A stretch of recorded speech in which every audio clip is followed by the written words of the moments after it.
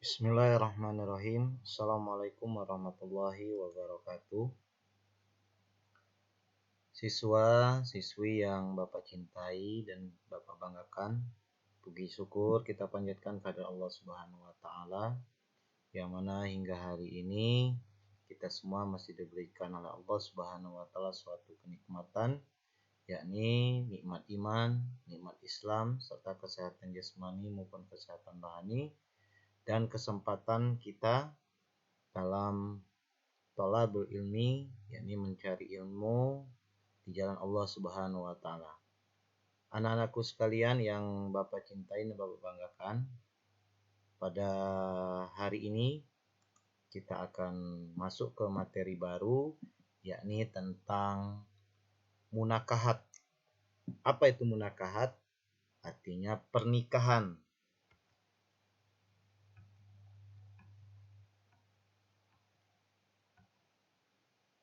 Sebelum kita masuk ke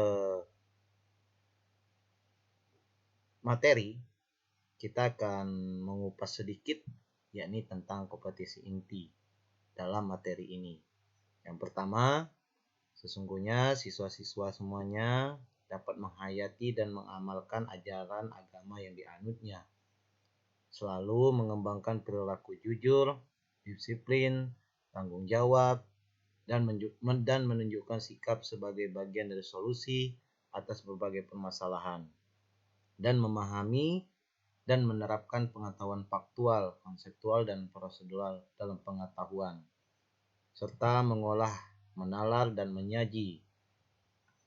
Adapun kompetisi dasar dalam materi kita pada hari ini, yang pertama, meyakini kebenaran dan ketentuan pelaksanaan pernikahan berdasarkan syariat Islam. Selanjutnya, menunjukkan sikap bersatu dan kebersamaan dalam lingkungan masyarakat sebagai implementasi ketentuan pernikahan di dalam Islam, dan menganalisis, mengevaluasi ketentuan pernikahan dalam Islam, serta menyajikan prinsip-prinsip pernikahan dalam Islam. Adapun indikator pencapaian kompetisi untuk KI1, peserta didik mampu menerima mengakui ketentuan pelaksanaan pernikahan berdasarkan syariat Islam. KI2-nya menerapkan sikap bersatu kebersamaan lingkungan masyarakat sebagai implementasi ketentuan pernikahan di dalam Islam. Dan KI3-nya adalah menguraikan pengertian, fungsi, serta ketentuan hukum dan ketentuan pernikahan dalam Islam dan ketentuan pernikahan dalam Islam. Adapun KI4-nya adalah mendemonstrasikan prinsip-prinsip pernikahan di dalam Islam. Tujuan pembelajaran kita adalah, yang pertama, setelah kita berdiskusi, menggali informasi, siswa mampu menerima dan mengakui ketentuan pelaksanaan pernikahan berdasarkan syariat Islam, menerapkan sikap bersatu dan kebersamaan dalam lingkungan masyarakat sebagai implementasi ketentuan pernikahan dalam Islam, menguraikan pengertian ketentuan pernikahan dalam Islam dan menguraikan fungsi ketentuan pernikahan dalam Islam, menguraikan ketentuan hukum pernikahan dalam Islam, menguraikan ketentuan pernikahan dalam Islam, menerapkan ketentuan pernikahan dalam Islam, serta mendemonstrasikan prinsip-prinsip pernikahan di dalam Islam. Anak-anakku semuanya, sesungguhnya pernikahan di dalam Islam memiliki ketentuan. Yang pertama, pernikahan merupakan jalan terbentuknya institusi keluarga. Melalui keluarga terwujud pilar kokoh kehidupan dalam menempuh kehidupan. Seseorang memerlukan pendamping sebagai tempat mencurahkan suka maupun duka. Jadi, di dalam pernikahan kita memiliki suatu ketentuan yang mana kita membangun mahligai rumah tangga gunanya adalah memperkokoh kehidupan. Dan juga kita akan mengetahui sesungguhnya pernikahan merupakan fitrah pribadi masyarakat. Itu sebabnya kenapa Islam mengecam keras pergaulan bebas dan menyukai sesama jenis, karena bertentangan dengan fitrah manusia. Oleh sebab itu, kita semua harus menyadari kefitrahan kita selaku manusia. Yang laki Sesuai dengan fitrahnya, dia akan menyukai lawan jenisnya yaitu perempuan, begitupun sebaliknya. Perempuan menyukai lawan jenisnya yakni laki-laki. Ini sesuai dengan ketentuan di dalam ajaran kita yakni ajaran agama Islam. Yang selanjutnya, fungsi pernikahan. Fungsi pernikahan ada 5. Yang pertama, terbentuknya, pilarnya, kokohnya masyarakat. Kelangsungan hidup manusia, terjaganya akhlak, proses kepribadian, dan terbentuknya sakinah, mawadah, warahmah di dalam kehidupan rumah tangga. Yang selanjutnya, pengertian pernikahan. Pernikahan yaitu akad yang menghalalkan pergaulan antara laki-laki dan perempuan yang bukan mahramnya, yang menimbulkan hak dan kewajiban masing-masing. Sesuai dengan yang telah diterangkan dalam Quran surat An-Nisa ayat 3. Bahwasan pernikahan itu adalah menghalalkan pergaulan antara laki-laki dan perempuan. Yang sebelumnya bahwasanya pergaulan antara laki-laki dan perempuan yang bukan mahramnya itu adalah haram hukumnya. Dengan pernikahan maka akan terbentuknya pergaulan antara laki-laki dan perempuan yang halal, bahkan diridhoi oleh Allah Subhanahu wa taala. Adapun pengertian yang sering kita baca dan sering kita dengar di dalam Al-Qur'an, yang pertama uqdatun nikah, perjanjian yang kuat. Karena antara laki-laki dan perempuan ketika ijab dan qabul itu adalah perjanjian yang kuat yang disaksikan oleh para saksi dan disaksikan oleh wali yang menikahkan. Yang selanjutnya zawaja, artinya pasangan. Pasangan dari sejenismu. Berarti manusia memiliki pasangan, ya jenisnya adalah manusia.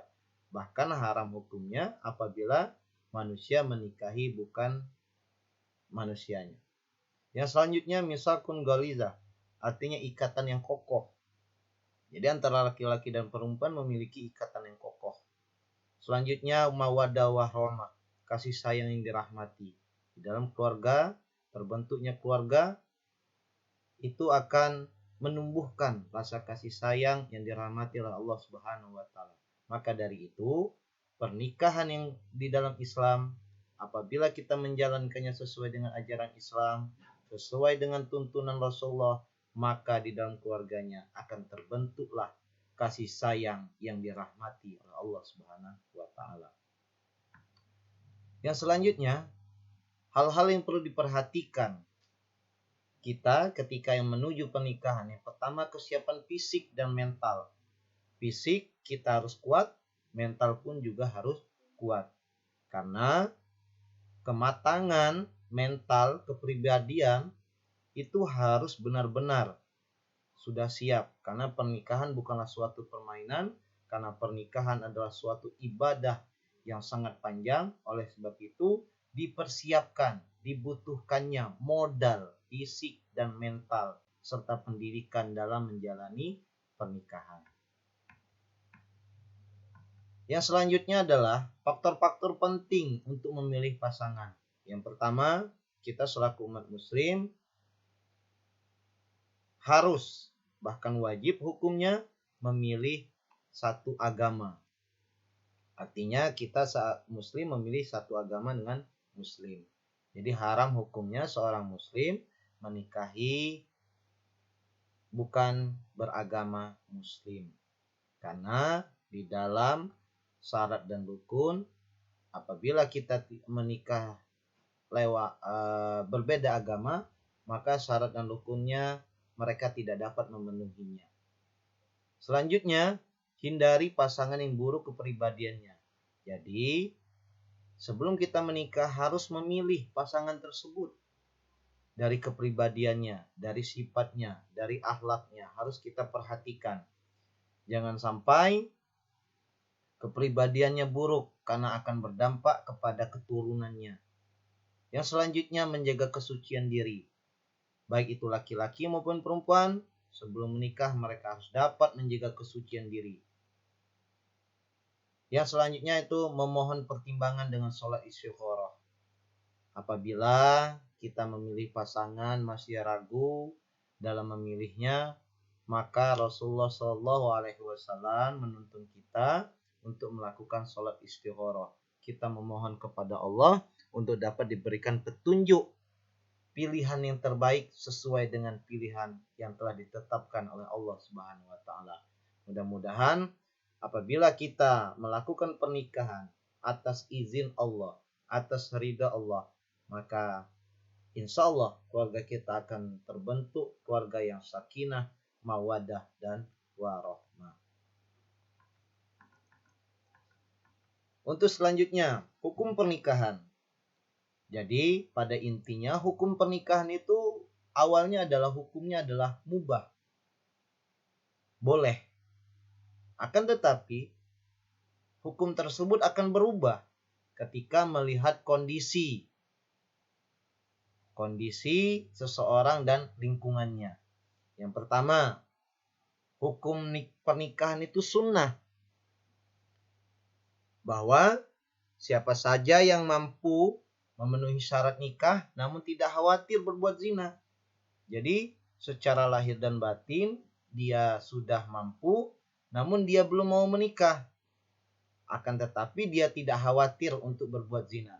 Maka hukum pernikahan seperti ini disebut dengan hukumnya adalah sunnah. Adapun kalau wajib dikenakan bagi yang sudah memenuhi syarat. Karena dikhawatirkan terjadinya perzinahan, maka wajib melakukan pernikahan. Jadi apabila laki-laki dan perempuan secara syarat, lahir dan batin dia sudah memenuhi persyaratan, tapi khawatir dia melakukan zina. Nah, maka apabila memiliki perasaan kondisi seperti ini, maka hukum pernikahannya adalah wajib. Adapun kalau makruh, adalah memiliki keinginan menikah tetapi belum mampu memberikan nafkah. Hukumnya makruh. Dia belum siap secara fisik ataupun mental. Dia belum mampu untuk memberikan nafkah, terutama kepada istrinya apabila dia sudah menikah. Selain itu juga dia merasa belum memiliki pekerjaan. Maka apabila dia menikah, maka hukumnya makruh. Jadi alangkah baiknya bagi kita, terutama laki-laki, sebelum melakukan pernikahan, kita sebagai calon imam rumah tangga, calon pemimpin dalam rumah tangga, harus mampu menyiapkan, harus mampu bisa mencari nafkah untuk istri kita nanti. Baik itu nafkah secara lahir maupun nafkah secara batin. Bahkan hukum pernikahan tersebut menjadi haram apabila siapa saja ingin menikah namun mempunyai niat dan maksud yang buruk. Maksudnya seperti apa? Nanti kalau dia menikah, dia akan misalnya menyakiti istrinya. Kalau dia menikah nanti dia akan meracuni istrinya. Kalau dia mau menikah pokoknya nanti habis saya menikah mau saya ceraikan dan saya ambil hartanya. Nah, apabila memiliki niat-niat buruk seperti ini, maka hukum pernikahannya adalah haram. Oleh sebab itu, sebelum kita menikah harus sucikan niat, sucikan hati lillahi ta'ala karena Allah. Yang selanjutnya adalah tujuan pernikahan. Tujuan pernikahan adalah untuk menciptakan rasa bahagia, di mana sudah seharusnya suami istri saling memberi kasih sayang serta perasaan aman satu sama lain. Menikah membuat kita mendapatkan sahabat atau pendamping hidup yang di dalamnya dipenuhi oleh kasih, sayang, dan perasaan cinta. Selain itu juga tujuan pernikahan sesuai dengan amanah Undang-Undang Nomor 1 Tahun 1974 bahwa tujuan perkawinan adalah membentuk keluarga yang bahagia dan kekal. Untuk suami istri perlu saling membantu dan melengkapi agar masing-masing dapat mengembangkan kepribadiannya, membantu dan mencapai kesejahteraan spiritual dan material. Nah, jadi dari tujuan pernikahan ini kita sudah dapat melihat